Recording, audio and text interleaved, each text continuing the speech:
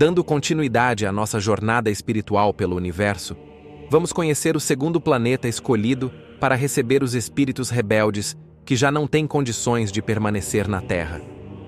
Essas revelações foram transmitidas pelo espírito Ângelo Inácio em 2014, por meio da psicografia de Robson Pinheiro, no livro Os Nefilins, a Origem.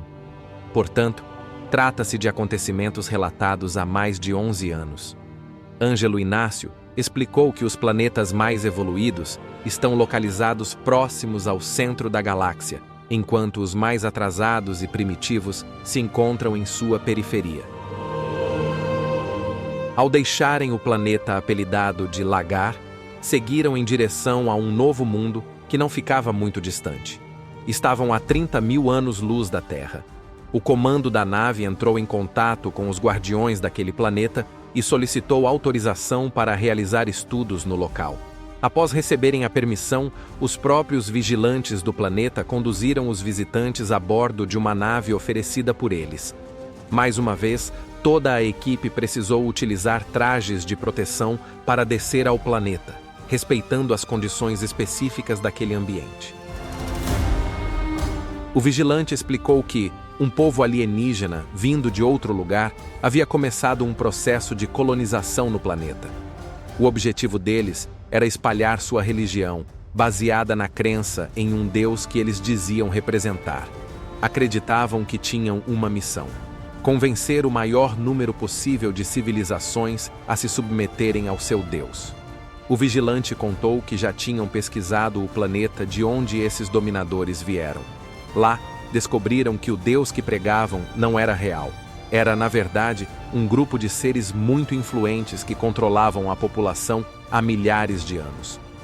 Com o uso da fé cega e do fanatismo religioso, esse grupo criou um governo onde tudo era comandado em nome desse suposto Deus. Eles exigiam que a população entregasse tributos o tempo todo, como oferendas de metais valiosos e um tipo de cristal que aumentava o poder mental. Esse sistema religioso autoritário foi implantado no novo planeta, onde logo se formou uma casta de sacerdotes que passou a impedir o avanço científico e industrial. Os líderes, que se apresentavam como sacerdotes do Deus enganador, não desejavam que a população desenvolvesse sua capacidade intelectual. Mantendo o povo na ignorância, conseguiam exercer maior controle e domínio sobre todos. Eles impuseram uma religião única e obrigatória. Qualquer um que desobedecesse às regras estabelecidas era imediatamente condenado à morte, sem direito de defesa.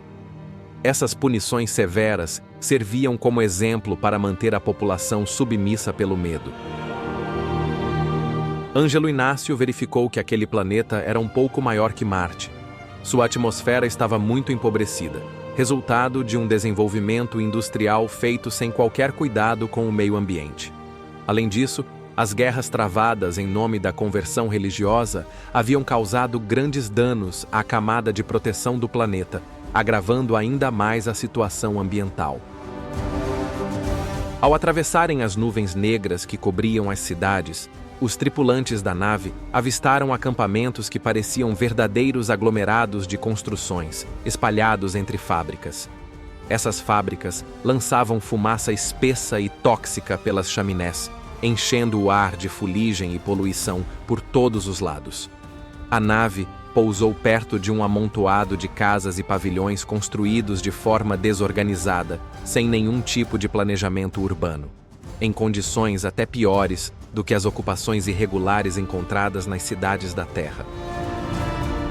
A nave cedida pelos vigilantes do planeta era feita de uma matéria etérica própria daquele mundo. Por isso, não podia ser percebida pelos habitantes locais. A maioria dos seres daquele planeta usava máscaras. O ar era muito poluído, com partículas pesadas suspensas na atmosfera rarefeita. Respirar ali era um privilégio e uma experiência dolorosa. O vigilante explicou que naquele planeta todos eram obrigados a pagar tributo pelo ar que respiravam. Essa era uma lei imposta pelos verdadeiros donos do planeta. Outra regra severa era o toque de recolher. criado para limitar a movimentação das pessoas e evitar o desperdício do ar. O povo trabalhava muito e não conhecia o que era lazer ou descanso. Todas as cidades eram governadas por uma casta religiosa. Acima desses governos locais, existia um grupo ainda mais poderoso, um tipo de priorado que coordenava tudo, uma espécie de cúria sagrada responsável por decidir o destino do povo. Esse priorado determinava a quantidade de alimento que cada pessoa podia consumir, a permissão para viajar e até quanto poderia investir na própria qualidade de vida. Era um sistema de escravidão disfarçado, controlado por uma estrutura religiosa autoritária que concentrava toda a riqueza em suas mãos.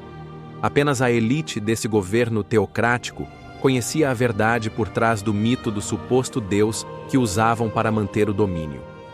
Esse segredo vinha sendo guardado em silêncio há séculos por aqueles que estavam no controle. Um dos Anunnaki que acompanhava o grupo explicou que a reprodução naquele planeta era rigidamente controlada. Os dominadores não permitiam que a população ultrapassasse um número específico. Isso facilitava o controle social. Logo na infância, os filhos eram retirados de suas famílias e levados para mestres que os submetiam a um modelo de educação padronizado e rígido. Depois de serem adestradas dentro desse sistema, as crianças eram devolvidas aos pais. Esse método anulava totalmente a educação familiar e implantava uma ideologia religiosa escravocrata, garantindo a dominação do governo tirano. Os idosos, considerados inúteis para o trabalho comunitário, eram obrigados a entrar em câmaras chamadas de transformação. A população acreditava que essas pessoas seriam levadas para regiões distantes do planeta, onde seriam cuidadas por educadores experientes. Mas a verdade era bem diferente. Os idosos eram cremados. Esse fato, no entanto, era escondido da população, que acreditava estar apenas passando por um processo chamado de higienização, o termo usado para disfarçar o que realmente acontecia.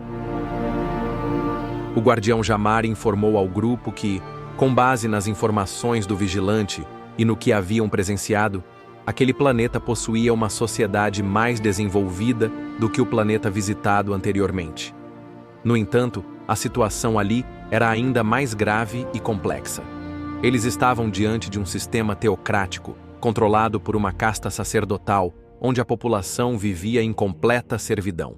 Era um modelo religioso místico, criado e manipulado por uma elite que usava a ideia de uma divindade para dominar e controlar todos os aspectos da vida das pessoas. Apesar disso, uma parte da população começava a despertar. Aos poucos, surgiam grupos de resistência que sonhavam com a liberdade e se uniam contra o poder daqueles que se mantinham no controle há tanto tempo. Aquele era um mundo paralisado no tempo, impedido de progredir, vivendo sob a pior forma de escravidão: o sequestro do livre-arbítrio e da capacidade de pensar por si mesmos. O guardião Watab comentou que, provavelmente, aquele planeta receberia espíritos terrestres que abusaram do poder religioso. Seriam enviados para lá os fundamentalistas e os controladores de mentes, aqueles que, por meio de dogmas e fanatismo religioso, causaram a morte de milhares de pessoas e apagaram consciências em nome de suas crenças. Espíritos que levaram multidões ao suicídio físico ou espiritual. Aqueles que, em nome da religião, tiraram a própria vida e a de outros, como os homens-bomba, em atos conscientes de destruição. Ditadores que limitaram a liberdade das pessoas em áreas como a sexualidade, a educação dos filhos e o acesso à cultura, aplicando punições severas. E ainda os que impuseram regimes de medo e terror, patrocinando atos violentos em nome de uma religião. As condições difíceis daquele planeta serviriam como aprendizado para esses espíritos, que tinham afinidade com sistemas de vida baseados no controle, no medo e na intolerância. Ali, teriam a chance de aprender a respeitar o direito de liberdade e expressão de cada ser, inclusive o direito de adorar a divindade de sua própria escolha, conforme o livre-arbítrio. Após todas as observações e registros, pouco antes de deixarem o planeta, um dos vigilantes que acompanhava o grupo ofereceu a Jamar um arquivo contendo informações detalhadas sobre aquele mundo. O próprio vigilante se ofereceu para acompanhar o grupo até a Terra, com a missão de auxiliar no processo de seleção. Ele também coletaria informações entre os terrestres e enviaria aos vigilantes do planeta de destino para que se preparassem para receber os exilados. No próximo vídeo, vamos conhecer o terceiro planeta desta incrível viagem de reconhecimento espiritual. Não perca essa fascinante jornada interplanetária, que por meio das revelações espirituais, nos trará novos aprendizados para valorizarmos ainda mais a vida e a nossa própria evolução aqui, no maravilhoso planeta Terra. Que esse conhecimento e o autoconhecimento que ele desperta possa nos ajudar a construir uma nova humanidade, onde a paz, o respeito e a verdadeira fraternidade sejam as bases de uma convivência mais justa e iluminada.